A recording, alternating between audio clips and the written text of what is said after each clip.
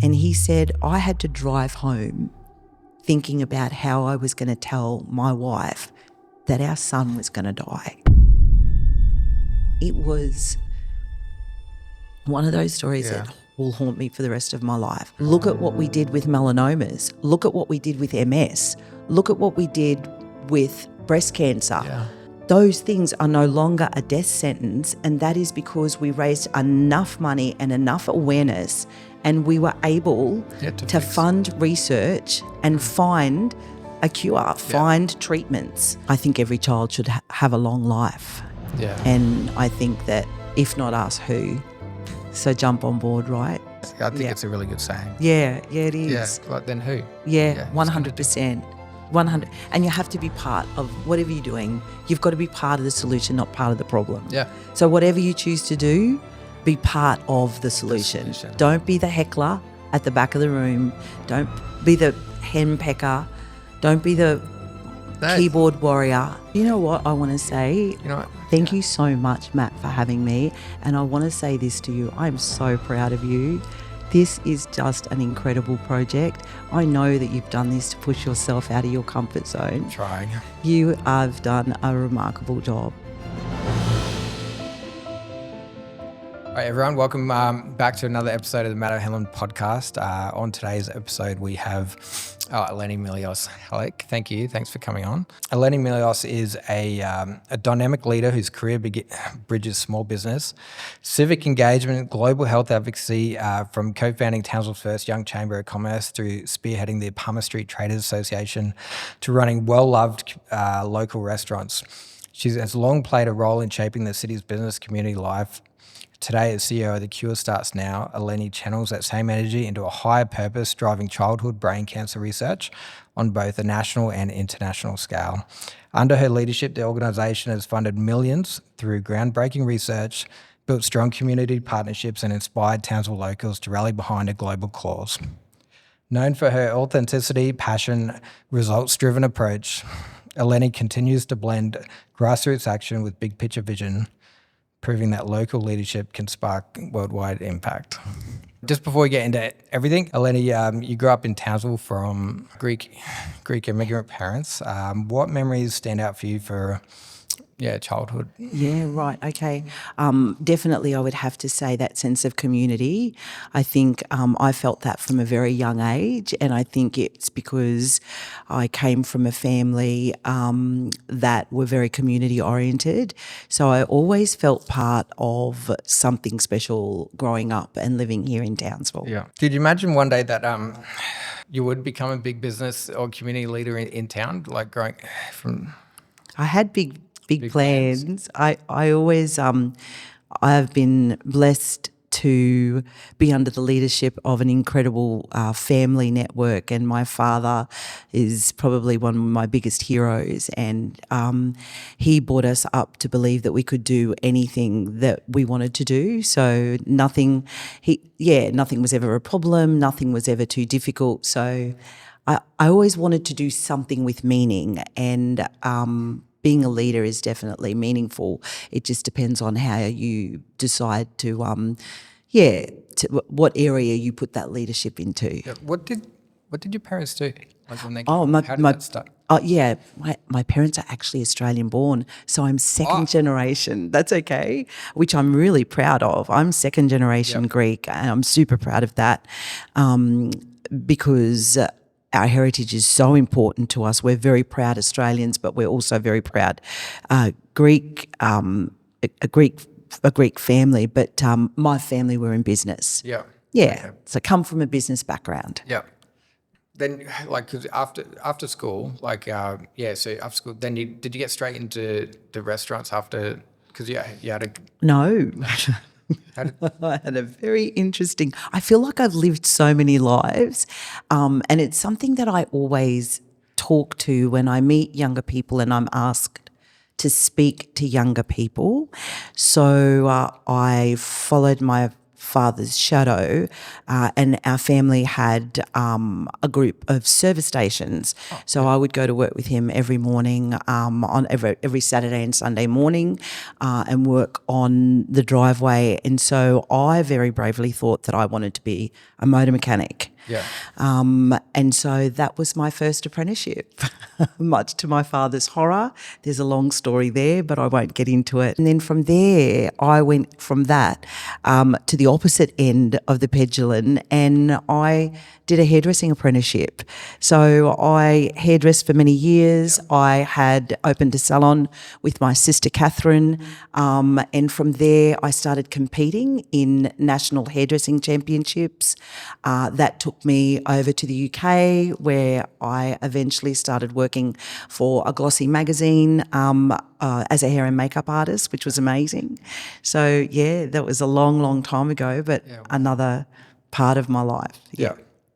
Yeah, wow. And then after that, so then what made you get into the Right, yep. So food, of course, comes with my authenticity. Yes. And it was something that my then partner was involved in. So I worked in restaurants over in the UK, like everybody does when they're doing a little bit of travelling, although I lived there for 3 years. So it was a little bit of part-time work, but I loved food. Yeah. Was it Zoe Alto first? No, Zoe second? Cafe. Oh, Zoe Cafe Deli was down in Flinders Street East. Yeah. And it was the first cafe in Townsville of its sort, and it was a BYO cafe. It was one of my favourite little places, but we baked our own bread, we made our own olive tapenade, we did everything from scratch.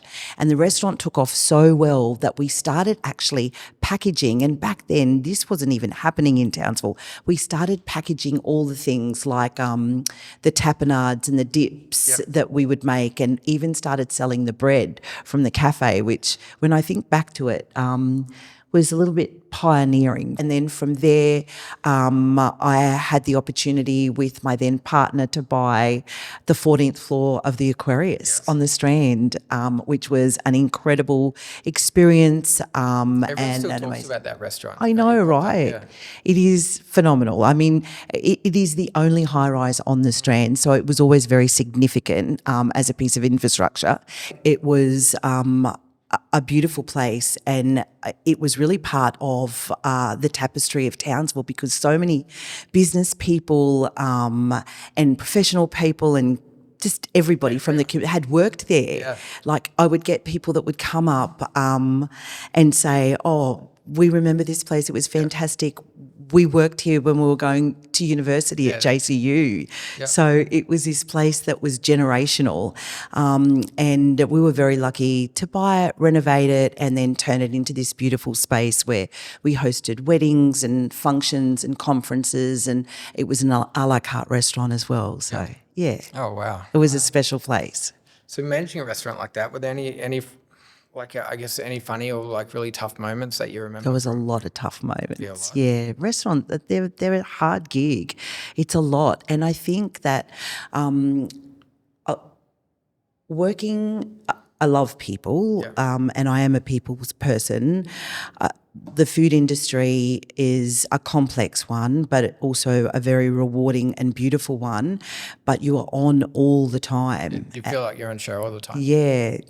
And it's your giving of yourself, and it's about hospitality. Restaurant is actually about being a hospitable person. Yeah, it's more about people than the food, just as much about people than it is about the food. Yeah, definitely, 100%. But I did love it. So I had some of the best times up there. I mean, I danced at people's weddings, danced with the father of the bride, cried at the speeches, helped the MC get over nerves in the toilet when he didn't want to come out to make his speech.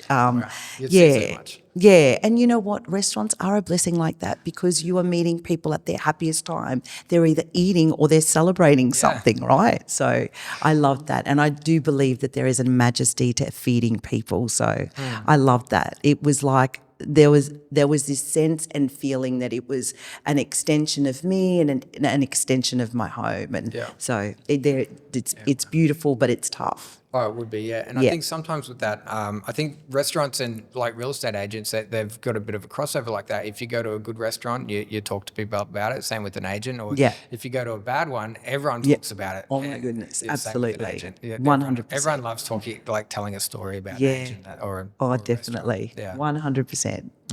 And you end up getting involved in the Pump Street Traders Association. Yeah.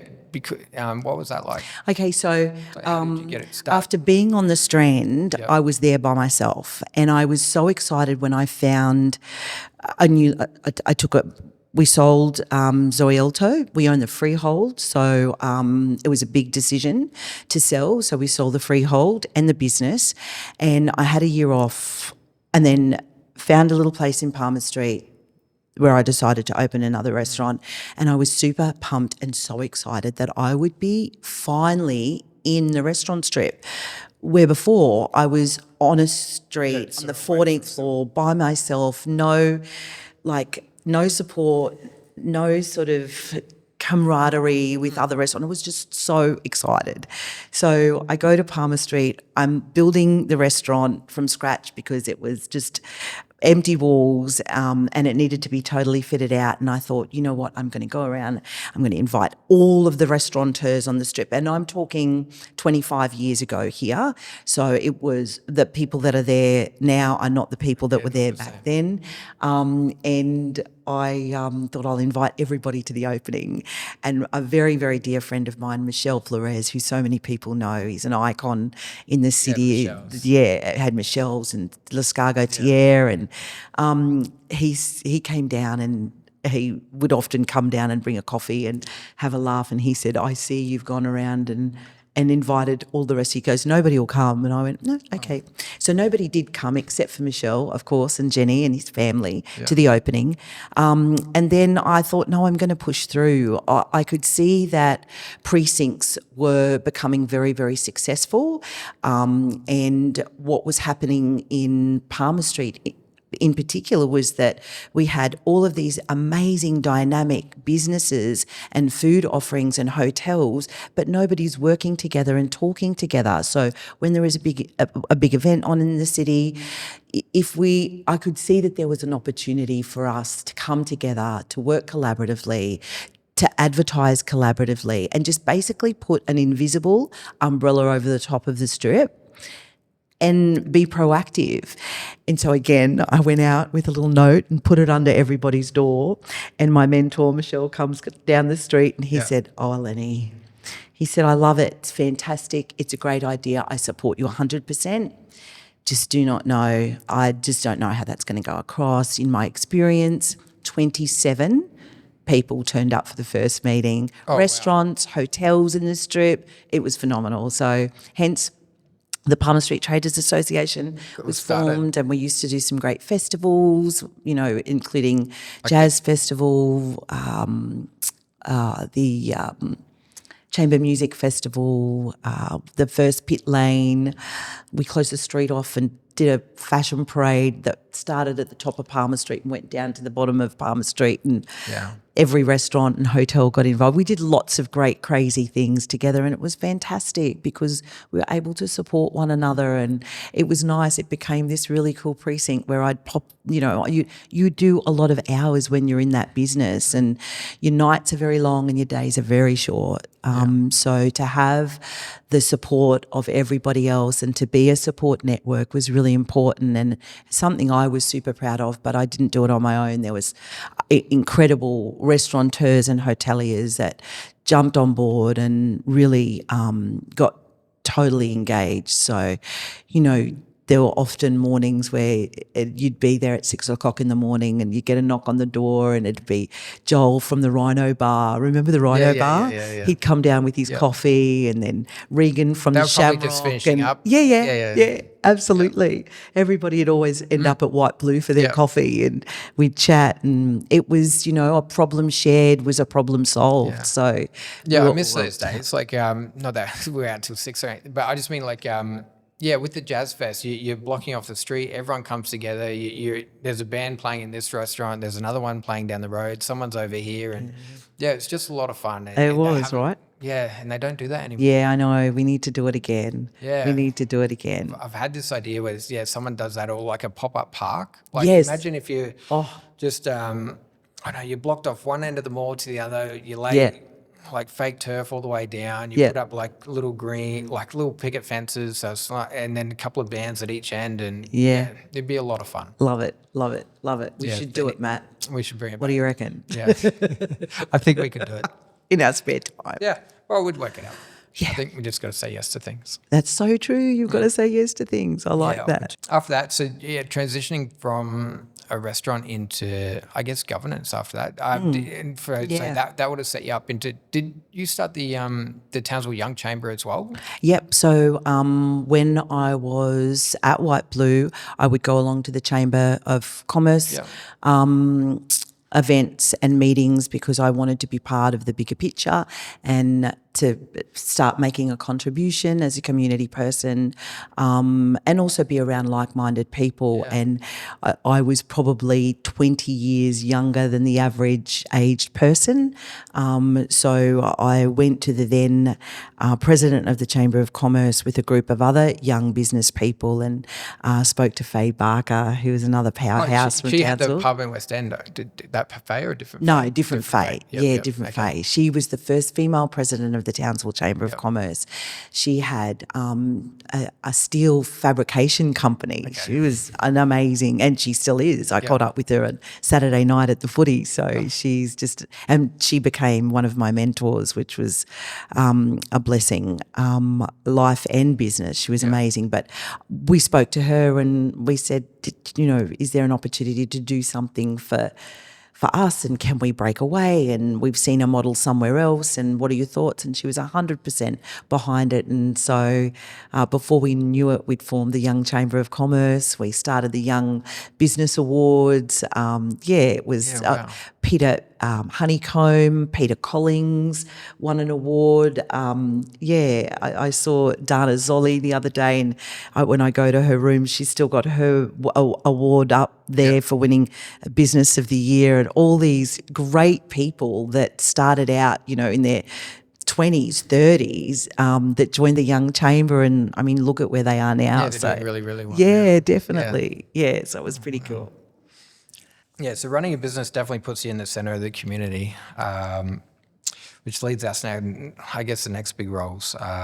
Was it then you got into Townsville Enterprise? Yes, yeah. With the Emerging Leader Program? Yeah, I actually I did a very short stint in federal politics. I worked for the late great Ewan Jones. Oh, did you? Yeah, okay. Yep. Yeah, so I worked with him. He was amazing. I like Ewan. Just an incredible human being. Yeah, just really down to earth. Yeah, absolutely. Yeah, he could talk to anyone. That was his gift. Definitely. Yeah. Yeah. So that was a great experience for me because I'd been in business pretty much most of my life up until then. I'd gone out of the restaurant, sold White Blue, and I was a little bit lost, to be quite honest. And Ewan stepped in and said, come work for me. And so I worked for him. I loved it. It was fascinating. You would have been a great, sorry. No, you would go. You would have been a great link between him and the business community. Yes, because, yeah, definitely. You'd be able to put some people together. Yeah, and that's what I did. That was my role, really. Yeah. So I loved doing that. Loved working for him. I then left Ewan, and then from there I went to Townsville Enterprise.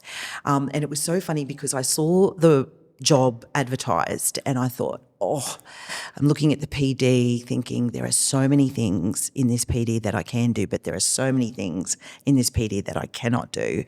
But I thought the then CEO had reached out and said, you're perfect for this role. I think you'd be great as the Emerging Leaders Director of the program. No, it was David Kippen. Okay, yep. Yeah, and so he said, you need to apply. So I applied, put my application in, was super excited. And then one night at about 11 o'clock in the lead up, I sat there and I went through the pages and pages and pages of the application. And in the application, I came across something that I got stumped on, which was a valuable lesson to me, because it was like you get stumped on the stupidest things in life and you have to stop, pull away, get out of yourself and focus on what the big picture is. I got stuck on must be prevalent in PowerPoint presentation. Oh. I'm like, I can't do PowerPoint. I've never done PowerPoint. What's PowerPoint? Oh my God. So have a bit of a meltdown, very emotional. I thought this was my career job. Yeah, this is my calling, and then I can't do that. So I retracted my application, sent an email to the CEO, thanked him for the opportunity, but unfortunately I felt I'd been dishonest. There are things, anyway. A couple of days later, on a Saturday morning, I get a phone call, and it was David, and he said, I just got a phone call to hear that you pulled your application. And I said, yes, I can't do PowerPoint. He said, are you kidding, kiddo? He said, PowerPoint? He said, there are so many other things that you can do that are well and over above PowerPoint. He goes, we can teach you PowerPoint, but the things that you know, we can't teach you. Yeah. And the things that you will bring to this program is what we want. He goes, now put your application back in.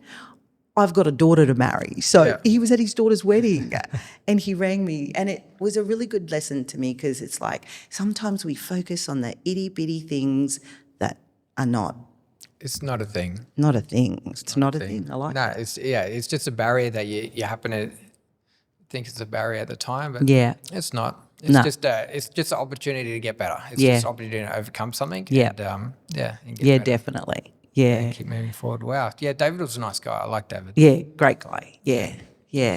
Definitely. And so was that for the emerging leader program? That's right. That's the first one. So that was the first. That's where we met. We did meet that. Yeah. On that. Yeah. Yeah, it was I like the program. emerging leaders. Yeah, it was a great program. It was, right? Yeah, it was fantastic. I think timing was great too. The year that I did it, I was thinking about doing it the year before, but probably wasn't quite ready. Yeah. I think the year that I did it was perfect. You had a great cohort too. Yeah, really did. Lucky on that. Some really good people, and everybody stayed connected, and there were so many people that I see now that do business together, are part of each other's lives. So many amazing things came out of that program. I was really proud to be part of that. Me too. Yeah. Yeah, I really was. And we still talk up, we still catch up with everyone. Everyone refers business to each other, but it was like a it was a peek behind the curtain of what happens, I think, in Townsville. And it's hard to, because you know what happens, but to reach out, to get a mentor, to know how the city runs, to know how it works, to be able to have these people to talk to that you wouldn't normally engage with through the day, I think it's such a good program. Absolutely. Everyone should do it. It sat in a totally uncluttered market. There was nothing else like it. And it offered exactly what you said. I always used to call it a backstage pass to the city, how it worked, what its drivers were, what its detractors were, and how you could actually be part of the future of a city. And it was all about bringing new leaders and young leaders on and forward. It was almost like an apprenticeship. We had our forefathers and these incredible men and women that were business and professional leaders and just community leaders in our city, but it was like how do we nurture that next generation for the sustainable city and a livable city. Yeah, and show people how it works. Like one of the modules was out of the hospital and Ronald McDonald House. Another one with the council. Then another one was down the port. And you wouldn't get these opportunities in normal life. You're not going to go and knock on the door of the port and say, "Hi, can I have a tour? Can I have a look?" Yeah, exactly. What do you guys do down here? Yeah, but absolutely. to meet everyone down there, it's fantastic. Yeah. And the other side of it was the project side. So everyone got a project to work on to the thing. Yeah. One of the ones that you worked on was the Bishop Michael Putney Foundation. Yeah, and I think that's still going today. Yeah, absolutely. So the project element of the program, it had to be either a social justice project or a project that was about economic development. And I loved both, but I must say some amazing things came out of the social justice projects. We bought Orange Sky Laundry to Townsville. that was a phenomenal project. And, of course, the Bishop Michael Putney Fellowship at the time. Brent Tate had come into the program. Yeah. Was that your cohort? No, the one before that was Finney and Finney and Tatey and Jared Hurst and Marty. And Marty McDonough, Lisa Banks and So that was amazing. We just had a couple of young NRL players take their own lives very tragically. And I remember when I was trying to convince Tatey that he needed to do this program as a great transition from football into the business community. I told him about the projects and he said, well, actually, you've just caught my attention because there's something that I'm passionate about and I'd love to do something in and around, and that was youth mental health and professional sports. So that was an amazing project, and we raised a lot of money for research into mental health and in particular to youth suicide in the NRL. So some great things came out of that, and Ash Finn was on that project team. And that project team went long after. In actual fact, we've only just not closed down, or we've just the Bishop Michael Putney Fellowship has just paid out our last fundraise money that we'd fundraised, which was towards the end in the last couple of years, was to resilience projects through the Cowboys and putting the resilience project into schools. Yeah, wow. Yeah, into sort of low socioeconomic schools and to other schools where there'd been issues. And so, that was something that we were all super proud of. But, Yeah, some amazing things come out of those projects. Amazing. And is that what led you into, the Cure Starts Now after that? Like, so, right. public life. Yeah. Okay, so I had been on this incredible journey, and it was a spot on, very public life. You meet everybody, you get to know everybody, you develop really genuine and authentic contacts and connections, and it's the thing that I love about the community in the city that we live in. I don't know many people that would know as many people as you. I think you'd... That's very nice. I love people. I just love people. And like we were saying before, everybody has a story, and you can find a way to connect to that person or to their story, or if you are eyes wide open, something wonderful comes from it. I think so. Yeah. Yeah. So I had a year off when I finished the Townsville Enterprise Emerging Leaders program. So COVID hit, and the program took a break, and I had some time off. And before deciding, I was very blessed to be able to have a year to sit, rest, look back, do all the things that I always wanted to do, and just catch up on life, really, outside of professional life and business life.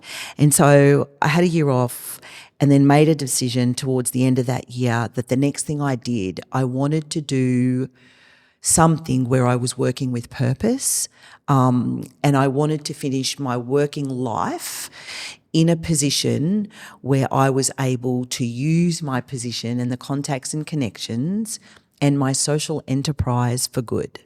And I think one of the biggest things that we have in a city, in a community like Townsville, and as business leaders or community leaders, is our social enterprise. It's incredibly important. It's who connects you, who introduces you, who you can pick the phone up and have a conversation with and ask to jump in on a project or help you raise money for a kid's school. It can be as small or as big as that, right? Yeah. So I was looking at different not-for-profits, and I got a tap on the shoulder by board member of the Cure Starts Now, and he asked me whether or not I'd be interested, and I was, I was neither there nor here. I was looking at a lot of different charities and a lot of different causes, and for me it had to be, I had to have some sort of connection to it. I had to feel it. Yeah, it had to have meaning. It had to have meaning, and sadly we don't have any children of our own, but I knew I probably wanted to do something with children that involved helping children. So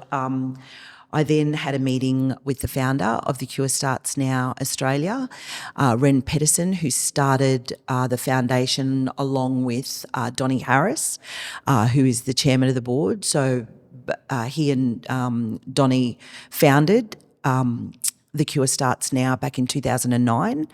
And I met with him probably 5 times. I had about 5 meetings, and on my way to the last catch up, I thought, you know what, I've either got to give the board an answer or make a decision to go elsewhere and find something else. And I looked for a sign, and in that meeting I got the most incredible sign. I was told a story that will stay with me for the rest of my life, and in that exact moment I just put my hand on his and I said, it's okay, don't say anything else. I'm taking this job. This is where I'm meant. This is exactly where I'm meant to be. Yeah, it was one of those moments. Yeah. So what was your vision when you took over Cure Starts Now? What were you thinking at the start? To make a difference, to make a valuable contribution, to be an advocate. As much as I knew there was a massive fundraising component to it, I had come from, especially having been with Townsville Enterprise, a background where I understood the power of advocacy. And I always say when people know more, Matt, they'll do more. Yeah, true. And people genuinely want to help, but they don't know how. No, and they don't know the story behind, but everyone, if you tell the story, you can really, you can just, I guess you acclimate to that and you can really feel it, and you want to get on board. You want to get involved in it. Absolutely, 100%. And with childhood brain cancer, do you think there's because everyone knows, like, I guess, do you think there's a gap between like adults, like like adult brain cancer, or like in children's brain cancer? Yes and no, not so much anymore. Yeah. Brain cancer kills more children and adults under 40 than anything else in Australia, and those statistics hadn't changed in 30 years.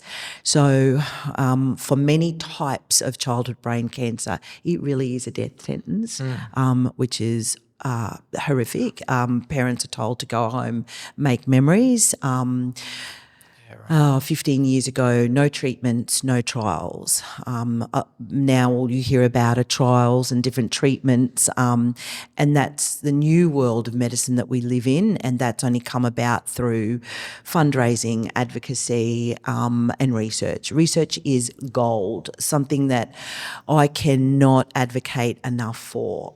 You don't know until you know, and the only way you can know is to actually do the research. And why would we not be spending time and effort on our brains? Oh, 100%. It is so important. And unless it's affected you directly somehow, you just wouldn't know that it's that high. Like the stats are so high. Absolutely, 100%. I remember when I first got in, probably the first year, when I took on the role, one of the things that I want to point out and say was I was overwhelmed by the amount of calls and messages and social media posts and congratulations I got from people from all over the place. It said, this is your perfect job, Eleni. You're perfectly placed to do this, Eleni. And I at the time wasn't totally convinced, because I am an empath, and I thought I'm going to spend a lot of time crying in a lot of these different places that I'm going to go. But the founder had said to me, wait until you meet the families and then the researchers,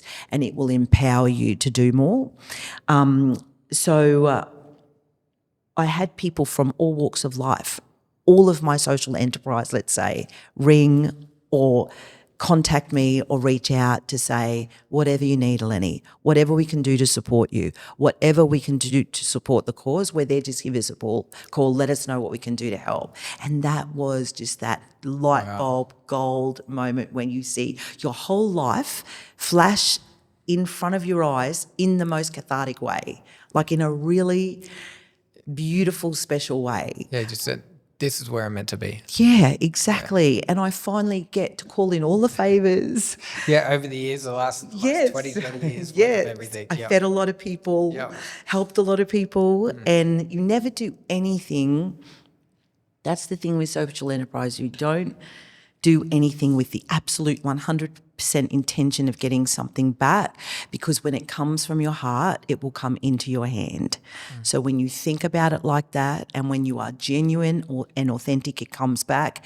And I feel like in the role as a CEO for the Cure Starts Now Australia, I am in a privileged position to be able to draw on my social enterprise and to be able to help change the statistics and work on some really, really important work.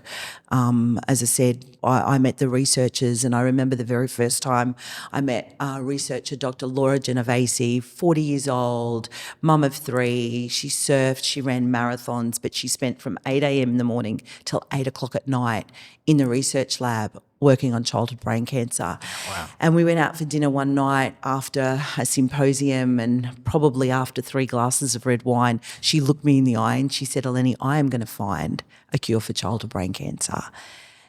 And she said it with so much conviction that I thought, well, I have to do everything I can to help people like you, that these people, the researchers are phenomenal. They're not highly paid. Regardless of what anyone might think, they are not highly paid. They are only there because they're dedicated to the cause, or they're dedicated to making a difference, or to helping people, or to, changing statistics. So that was pretty amazing. That would be amazing. It was. Was it like being an empath? It would be really hard to hear some of those stories and take them on. Was there one particular story or that you could share? I've just come back from the International Childhood Brain Cancer Symposium that was held in Banff, and I went over there. We took a lot of our researchers over there. So one of the criterias of the grants that we fund, so we fund research grants into childhood brain cancer, and researchers apply to us for a grant. We have a medical advisory committee that look over that grant, our grants, and we are one of the only peer-reviewed childhood brain cancer foundations in Australia. Yeah. So I don't make the decision because I do not have the expertise to make the decision on who should get the money and who shouldn't. So a researcher applies to us. We have an app called Snap Grant. Too many of our researchers spend 60% of their days applying for grants, because most of the grants and the research in Australia are funded by private foundations like the Cure Starts Now, Run DIPG, Isabella and Marcus, the Robert Conadors Foundation. We fund the majority of research, which is really, really sad, and we're working hard with government to change that. But you apply for a grant. We give you a green light, a red light, or an amber light. A red light means no, we don't fund that type of grant, or somebody else is doing it in Turkey or in Germany, and we're going to connect you both so that you don't double up on the research and we're not wasting anyone's money. Amber means we need more information, and green means that you got the grant. Yeah. The medical advisory board come back to us and say 20 people have applied for a grant. The medical advisory board come back and say, we approve 18 of these grants. 18 of them are amazing. We need to fund them. And then I do everything I can to make sure we leave nothing on the table. And it's heartbreaking to not be able to fund one. So recently I went over to Banff for the International Childhood Brain Cancer Symposium. We took our researchers, because part of the criteria is that they need to present on their grants. We stay in touch. We don't just hand over the money and see you later, we'll see you in 5 years with a report. There is regular reporting. We stay connected to them to ensure that they're supported. If they need any further funding, if they need any further assistance, we're there. It's like, we set them up to succeed and not to fail. Yep. It's not a quick fix. We're in it for the long term, and we've got a strategic plan around our research. So I was at the symposium. I met 47 families who had lost their children through childhood brain cancer. And throughout the 5 days, it was 60% researchers, so researchers from all over the world, from 57 countries had come to this symposium, sharing their research. There were a lot of closed sessions, but then there were open sessions with the families. And in those open sessions, over the period of 5 days, they got up and had the opportunity to tell their story or to ask a researcher question. And there was this beautiful couple, Hawaiian, they lived in Texas. She was a model and he was a radiologist. And they stood up. She had spoken throughout the conference. She had actually been a keynote speaker in and around immunotherapy and their child's journey with that particular type of treatment. And her and her husband stood up, and her husband started telling the story about how he was in the hospital where he worked as a radiologist, and a boy presented, walked in, and it was his son. He'd had a fall at school. He'd been rushed into hospital with the carers at school. They wanted to just make sure, because he'd had a concussion, that he was okay. He photographed his son's brain and found the tumour.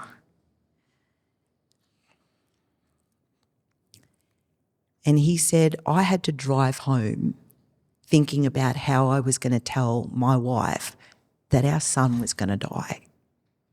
It was one of those stories that will haunt me for the rest of my life. I can't imagine that journey. I can't imagine the conversation. I can't imagine being a radiologist and filming your own son and seeing a tumour in your child's brain and knowing there is nothing because of the size of it or the complexity of it or the type that it is that you can do, because you know the stats.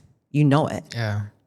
So it was one of those really bizarre, unique stories that you hear, and it will stay with me forever, but it will also be the thing that ensures that I continue to fight the good fight along with the incredible community that we have here in Townsville. And I'm so proud. Our city is amazing. It is so generous. Our business community, we bat well above the average. People have no idea that we are based here in Townsville and fund the amount of research projects that we fund. We fund research projects into Children's Cancer Institute, into the Hunter Medical Institute, into hospitals all over Australia. And that is out of Australia, out of Townsville. My office is in Sturt Street, just up the road from your office here, Matt. I'm super proud of that. The community are amazing and generous. And in the last 12 months, we've funded $875,000 worth of research projects. $875,000, Yep. Just shy of $1 million. Yeah. Wow. And we are on track to do that again for the next 12 months. It's remarkable. People are... as I said before, when people know more, they'll do more. And when they understand, I think that's one of the things that I've learned just being in Townsville and through the Emerging Leader program as well, like going on from that. Townsville does bat above its weight, far above, and everyone's prepared to give and everyone's prepared to say yes, and everyone will lend a helping hand. It doesn't matter what industry you're in or where you're from.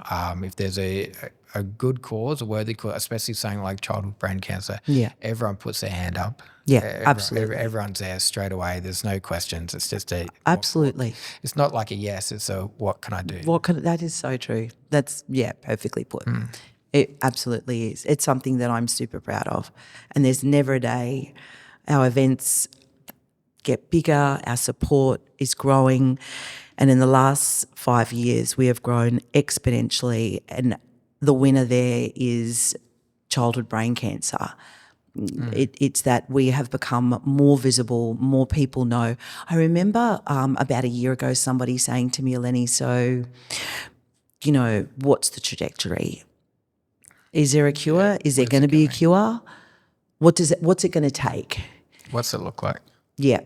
And I said, strangely enough, and I know this might sound a little bit corny, but it's money. Look at what we did with melanomas. Look at what we did with MS.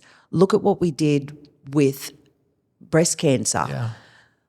those things are no longer a death sentence, and that is because we raised enough money and enough awareness, and we were able to fund research and find a cure, find treatments, trials that worked, pharmaceutical companies that jumped on board and invested in treatments and trials. It's phenomenal. There are so many. And time. Absolutely, it is, and I don't want to say that in a. But yeah. No, but it is. When you break it down, it's just what it time is. And money. The more money, the more researchers, Absolutely. the more programs, the more time you can spend on it. Absolutely. Yeah, the more hours into it. And I want to say that I am super proud to represent Australia internationally. We bat well above our average as well. Some of the best research into childhood brain cancer is coming out of Australia. Amazing. Yeah. And that was one of the things I was thinking, like being a regional town, being Townsville, and like against a big city like Brisbane or things like that with research. I know we bat above our weights, but do you think do we ever get left behind a little bit or anything like that, or is there? Well, we don't have any research clinics here, unfortunately, so our money does have to go south. I remember somebody saying to me, "Oh, Lenny, I can't support your charity because you're not local." I'm like, what do you mean by that? Whilst we have a university hospital, we don't have a brain cancer research centre there. Yeah, we have a phenomenal university hospital. Local, anyone that does have that, they're flown to Brisbane. Too. They are flown to Brisbane. But I'm really proud to say that we work really closely with the Brisbane Children's Hospital, and a couple of years ago, probably 2 years into my appointment as the CEO, we were invited to co-host the first Australian Childhood Brain Cancer Conference with the University of Queensland and with the Brisbane Children's Hospital. So that was a really proud moment. So I work really closely with Dr. Tim Hassel there. So he is the first port of call that any child coming out of the regions will meet, will see. And that conference is about bringing together researchers, putting them in a room, getting them out of their silos and getting them to talk about, because pre-COVID, one of the silver linings of COVID is that we learned that when everybody dropped the guard and when there was an embargo that you had to put all of your time and efforts in and around finding a vaccine for COVID, and you couldn't sell it, you couldn't own it. So the World Health Organization put an embargo that X this amount. This is the only research you're doing right now. 100%. Yeah. And we found. I didn't know that. It was remarkable. And I have seen and have been told many stories by doctors and researchers and professors about that time and what it did. Everything changed. So now researchers are collaborating, hospitals are collaborating. Before they were very guarded. And they're guarded. This is my research, this is what we do. Definitely. This is our money, sort of thing. 100%. And some of them work years and years and fight hard for the money to actually continue doing the research. They could be right on the cusp of finding something and their grant's finished, so they've got to apply for another one. So it's really quite remarkable what can happen when everybody works together. And so the Australian Childhood Brain Cancer Conference that The Cure Starts Now Australia co-hosts with UQ and with the Brisbane Children's Hospital is something that I'm super proud of. I'm on the committee for that. It has grown and grown and grown, and it is now a standalone conference that we find a lot of researchers looking to come over from all over the world to be part of. Is there anything else like communities or government could do to help like children's health? Yeah, I always think it's hard. We can't always go to government with our hand out. But I do think that there's an opportunity, especially in and around private foundations, Matt, when you're raising X amount of dollars to ask the government to match it. So it's something, and I guess from my experience in and around federal politics, some of the things that I learnt was that our governments will help and they're there to work with us, but we need to meet them halfway. So it's tough when you're advocating to government. And I've been to Canberra a couple of times with advocacy groups and researchers and other foundations like our foundation. And we've sat with health ministers and with research groups and, we're getting some great traction and they're listening. There's a pool of money there that we're starting to be able to access, and it's, well, if we come up with $1 million, would you match our $1 million? It's that's what we can do. Yep. We can advocate more for I think more that's funding. a really good way to go about it. Yeah, I think so. The best, some of the best gifts in the world can come badly wrapped. Oh, that's so cool. Yeah, I think you go through a lot of different things and a lot of different challenges, but over that, you do get something out of it, and there is a silver lining amongst all. Yeah, that's very true. Yeah, I like it's just that. part of the story. Yeah, I like that. It's just part of the journey. I like that. Yeah. And I like being in a place where I'm able to give back, and I do a lot of mentoring. Some of it's professional, some of it's invitational, some of it's just a phone call from somebody that says they want to catch up for coffee regularly or need some advice on a particular thing. And it's a nice feeling being able to give back, and that's coming from a place of lived and learnt experience. And that's the only I think that only comes from that. Experience. Yeah, very true. It certainly does. Very true. So do you think your leadership has changed, like leadership style has changed over the years from, I guess, running the cafe through to restaurants, through to governance and advocacy, and do you think it's changed? Definitely. Yeah. Definitely. I look back at myself now. I look at some of the things I've managed to do through the things that I've learnt. I've learnt to listen more. I always say 2 ears, 1 mouth. So it's about listening more, understanding, and then being able to be proactive and to act, with thought, with a thought process that ends up being, not profitable, but ends up being proactive and gives value. So definitely. My leadership, I think that's part of growing up, right? We grow and we learn, and if we don't, we relearn. Yeah, you do. You get that lesson again, and I think so agree. You probably change every 3 to 4 years, or you're definitely 5. Like you're not the same at 20 as you are 15 or 25 to. And nor would 20. we want to be, right? No. Yeah, you've got to grow that, and you do grow as absolutely. You get older. Yeah, And definitely. You still feel the same inside. Like you still, I don't know. I don't feel like 46. But I don't feel 56. Yeah. You still feel young, but you know a bit more. 100%. Your brain's definitely got a lot more. You're a little bit sharper. You're a little bit wiser. Yeah. Definitely. You know a bit more. Yeah, definitely. A bit more experience. Yeah, and I think the people you surround yourself with, Matt, make a huge difference to your personal and professional growth. And 100%.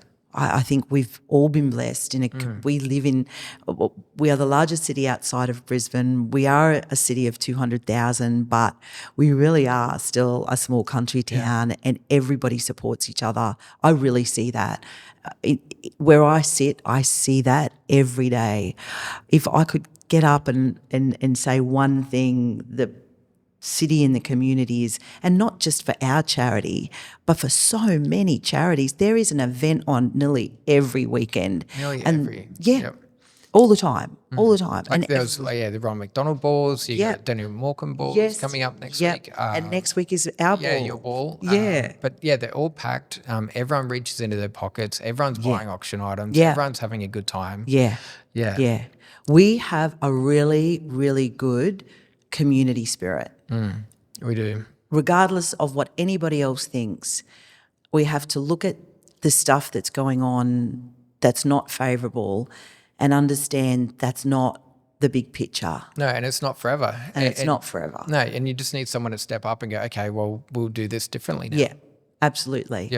Yeah. I think so. No, I'm really proud to be. So what are some of your personal values that have guided you through this? I always walk and stand with integrity, to be honest, to be transparent. Transparency is huge. Understanding that It's okay to be totally open, and when you totally are, you open the door for people to participate in a more genuine and authentic way, I think. Yeah, to be themselves. Yeah. Yeah. I think so. Absolutely. Yeah. Yeah. Yeah, it's not about just being some like a slick salesman or Yeah. a charity just asking for Yeah. money or anything like that. Yeah. I think people, you're very genuine in your Yeah. person. Thank you, Matt. Yeah, I think you're the one of the most genuine, Thank caring you. people in town, and Thank you. I think people very could see kind. that. And Thank you. yeah, I love people. And I always think, I prefer to say, instead of what can you do, it's what can we do. And when you put the we in it together, we really are, we're so strong. When you bring people along for the journey, and I love that. I love people and love collaborating with people, and you know that. I do. Yeah. So what's next for The Cure Starts Now? What's coming next up? The Cure Starts Now. As I said, we are growing exponentially at a rate in the last 5 years, which is really exciting. We have certainly brought childhood brain cancer to the forefront of our community's mind, but also on a national level. For us, we have a strategic plan on our research. So we're not just sort of plugging holes and putting money here and money there. We have a big picture on this is what we need to invest in. Yeah. And so it's about bringing people along on that journey to invest in research, which is really, really important. I would love to see some research come out of our university hospital here in Townsville. But what I will say is that the cure for childhood brain cancer doesn't have a location. It doesn't have a demographic. It doesn't have a person. It doesn't look like a thing. It's wherever. So it doesn't matter where we find it, so long as we find it. Yeah. That's what's really important. I think that's a really good message. So, I think if I stay focused on that and ensure that I bring people along for the journey in that, and the best day will be the day that we walk out of the office, lock the door and We don't ring the need bell. that anymore. Yeah. Yeah, it's done. Yeah. Are there any big projects on the horizon at the moment for Cure Starts Now? Well, we've got the challenge coming up, which has just been phenomenal. The Breaking Point Challenge for the Cure that Terry Campese brought to us. That's incredible. How many people participating in the challenge? 20 people participating, and we just hit the $245,000 mark. Wow. That is a phenomenal amount of money, Matt. It's just incredible. So we have the challenge and then we go into, we've got the gala that is happening next week and then we go into another year of planning ahead, working on our conference, which is really important. The symposium is really, really important to us, and growing that symposium is really important because the more people and the researchers that we can get to engage with us here in Australia, and the more researchers we can put in a room together to sit down and work together, is amazing. It would be like, if I can explain, it would be like bringing a whole heap of real estate agents together, and regardless of competition and market share, asking them to sit in a room and solve the property crisis of whatever sort.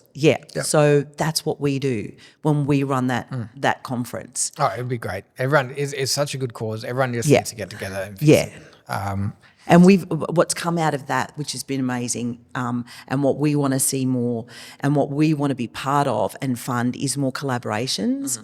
So like getting researchers. If I could say that would be the most exciting thing for us, and where we want to see the foundation go and grow would be in and around supporting our Australian researchers to work together and to collaborate on research. Okay, so what I guess what message for anyone listening, what message would you like to give them that would want to get more involved with it? Yeah, what would you like to tell them? I'd like to ask people to do the research, have a read, find out what the statistics are in and around childhood brain cancer. And I don't think that I think every child should have a long life. Yeah. And I think that if not us, who? So jump on board, right? Yeah. I think that's a good saying. I was talking to Janelle Paul the other day and she said, yeah, if not who? Oh, Yeah. did you? That's She so said nice. the same. I think it's a really good saying. Yeah, it Yeah. is. Like then who? Yeah, who's gonna do it? 100%.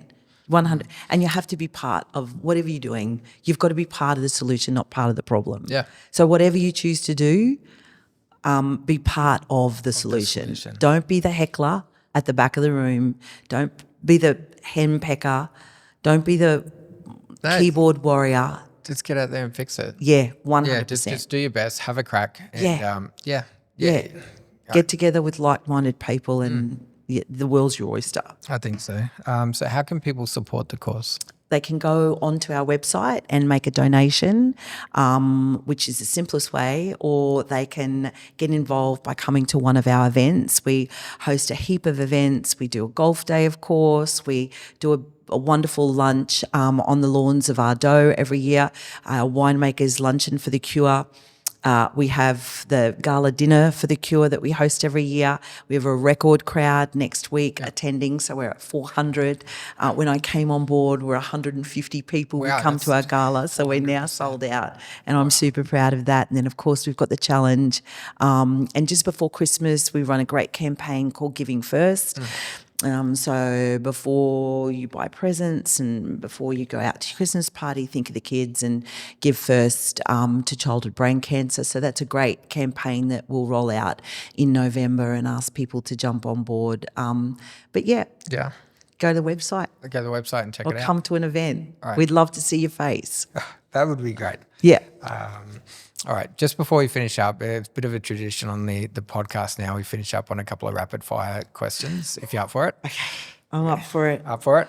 Okay. Okay. They're pretty quick. If you had unlimited funds, where would you buy in Townsville? Where would you live? Paloranda. It's nice down there. I love it. Yeah, I've it's always quiet. loved You're still close to the city, views over the island. Yes. Yeah, go for a walk on the beach. to walk across the road to the beach. Yeah. Yeah. It's good. Yeah. Good answer. So next question is bush or beach. So I'm guessing it's beach. It would be Beach. bush or beach. Oh, definitely beach. Love the water. Yeah. Coffee or tea?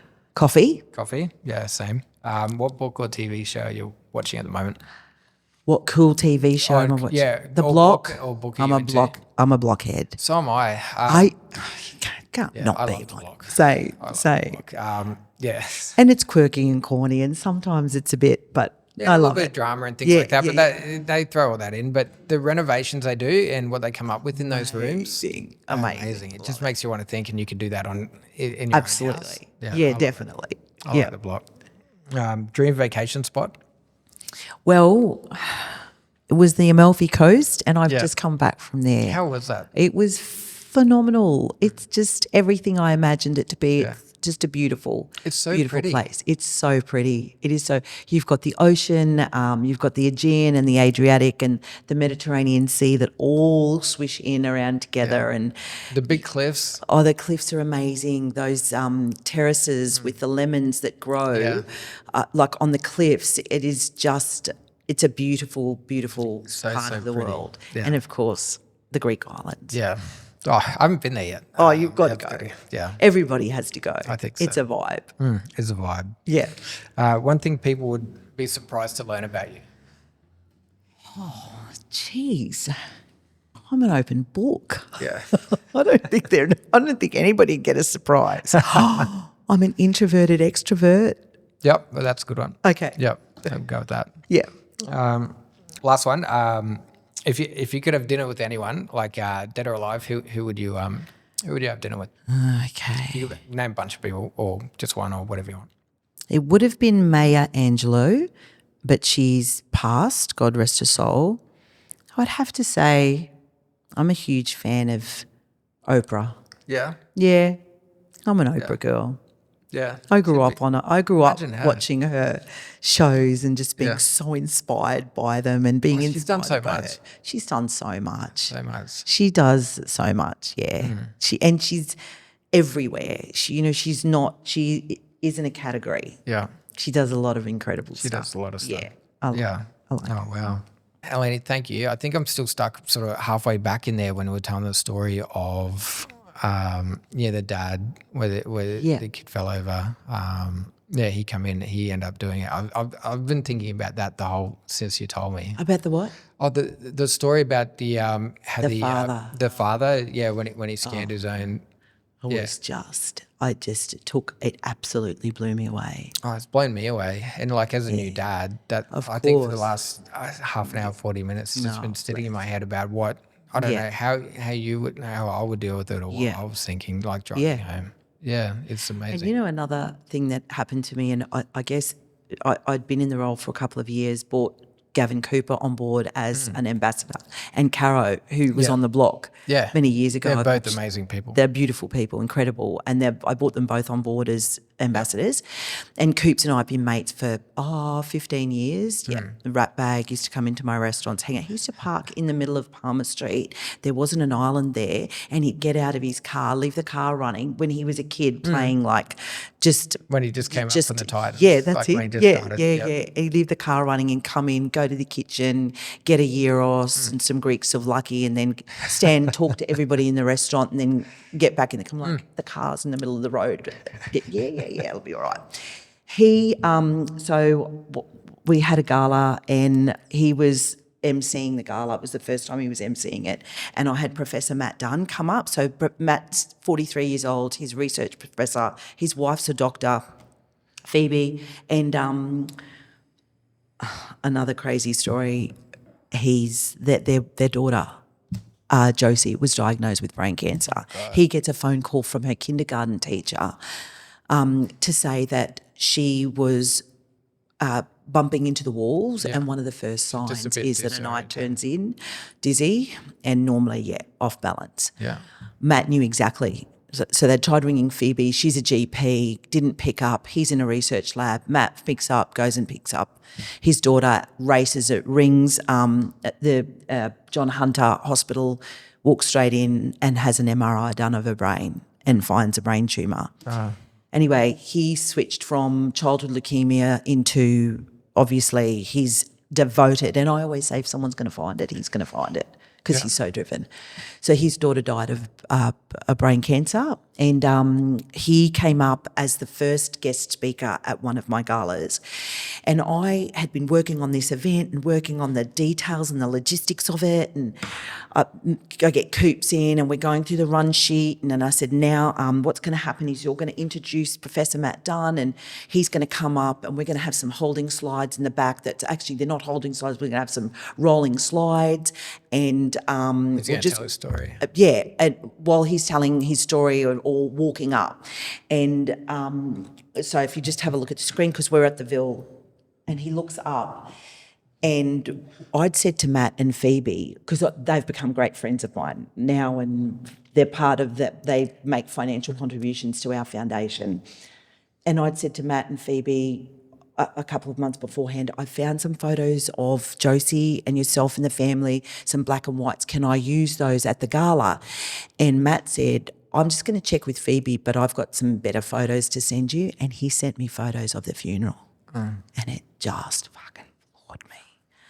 I'm like, okay. I rang him. I said, Matt, are you sure? He goes, absolutely. And there was a photo of them, a black and white, of them standing around her coffin in the Anglican Cathedral in Newcastle. And so I'd seen it 100 times because I'm putting all the AV together for this event and not thinking. And so I'm like, and then these photos are going to come up, and then these photos are going to come up, and then What's Coops? And Coops just has gone. He's got up. He's like nearly pushed the table over, and he's just walked out of the pavilion.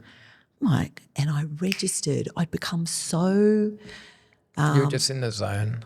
And I'd seen the photos so many times, and I raced after him, and he was just sobbing. He was just a mess. He goes, Lan, I've got 2 kids. And I said, I'm so sorry. People's heartache firsthand is really tough. Yeah, but real. It's also what drives me. Yeah, it's real. It's not on a screen. Thank you. Thanks very much for coming on. I really appreciate it. When we were putting the podcast together, I think I don't know if I told you this or not, but you were actually my first guest that I called up to come on. And I know you were heading overseas at the time, and our calendars didn't line up until now. But I just want to say thanks very much for coming on. It means a lot to me. And I want to say this to you. I'm so proud of you. This is just an incredible project.